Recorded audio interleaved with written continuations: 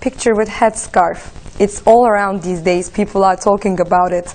And it was the same thing with your picture carrying Quran, actually. In America, I was going through a lot with past things that had happened to me over a 10-year span. And my very close friends who have been there for me a lot in London are Saudi, and they gave me Quran. And I brought it to New York because I was learning, and it opened doors for me to experience and spiritually to find another, true meaning. And this is who I am. But this is just me holding it with me, walking, going.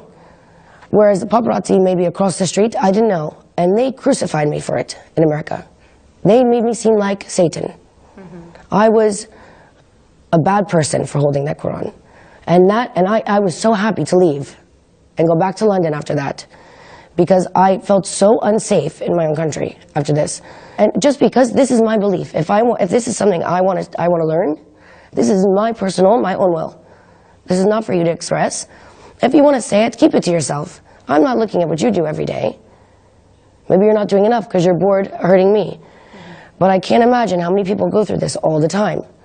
And that made me feel like an outsider. So I understand why, the Turkish people are upset because they live in a great, beautiful place. And I understand why women that wear headscarves are looked at differently, because I felt like that. So when I was in Antep, she put that headscarf on me, I felt really honored because of that. Because she went out of her own way to allow me to be part of her culture. And she didn't have to do that. I was a stranger to her. And I merely said I really liked the color of her headscarf, and she gave it to me. And maybe she only has two, and she gave me one. There's more to that story that occurs. And I said, you know what? Because this woman took the time to give me this, and a part of herself, not even knowing me, I'm not taking it off. And my first thought, and I said to my good friend Hilal, I said, but it scares me because people are going to look at the headscarf and only talk about that.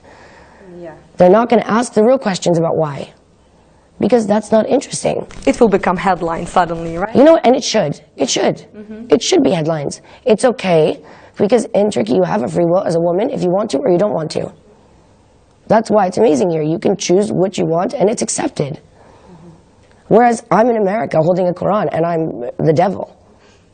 No, you have to acknowledge the good parts of a place where we think is so bad.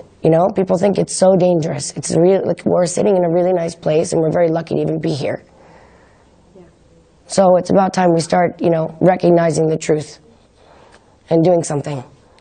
I want to talk about real things right now. I'm 30 years old and life is only going to keep going, and I want it to go in the right way, and I want to be able to control my life as I live it day by day. I came here for a work obligation, for an appearance, to meet someone, and I said, you know what, I feel like I should stay.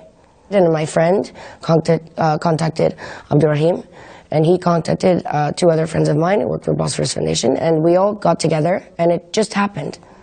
And this is the will of, our higher being. And everything happens for a reason. I left, I came back, my finger got hurt, I couldn't leave. I had to stay. So maybe it had a reason that you didn't know. But that happening to me was like an eye-opening experience, because everybody said, well, should we stop? We'll postpone everything. And my first thought was, are you kidding me? Why would I stop? Why would you stop? Because my fingers hurt when someone had their legs blown off. No, this is exactly what people do, and that's exactly not who I am. So let's figure it out. I'll ask friends if I can stay at their place. I will stay here. And how did first refugee crisis took your attention? Was there a moment, or was it a picture, was it a story, or was it some face that you have seen? A lot of it was around when the coup happened. Just seeing the whole country stand up for each other. That was really emotional for me.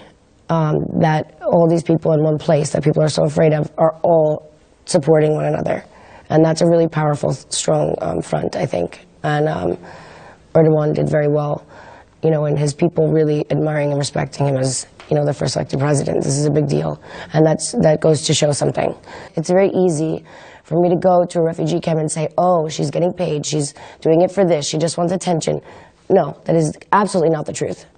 That is why we went, and then we did it, and then we told everybody. Everything that I've done here, we do it first, and then we talk about it.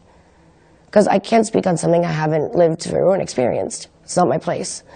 And that's what we will continue to do with helping these people. And hopefully others will try and do it, not for the wrong reasons, but for the right ones.